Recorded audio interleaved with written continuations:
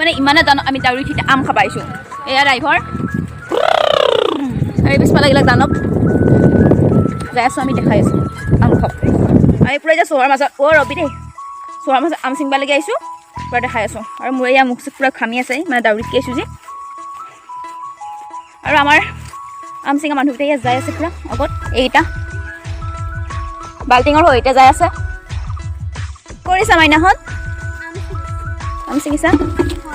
গাইছ এয়া ওচৰতে পূৰা আম আছে চিঙা হৈ গ'ল আৰু খাওঁ আহি গ'ল আৰু এয়া ফাইনেলি আমাৰ আম পাৰা হৈ গ'ল আৰু এইফালে ইয়াৰ পাছে পূৰা বাকালে আছে আৰু এইফালে দিগৰি হাতে কাটিও আছে খাইও আছে দানাবৰ পাল আৰু মই হ'লে আকৌ কাৰণে আমাৰ এই আশাতে পূৰা ৰুকি আছে আমি এতিয়া পূৰা আম খাম খাম খাম খাম খাম খাম কৰি বহি আছোঁ বৰে গছ তো দাঁত কেইটা হৈছিলে উপাস সেইটো কি আম চা আমটো সেইটো কুলিয়া বাদাম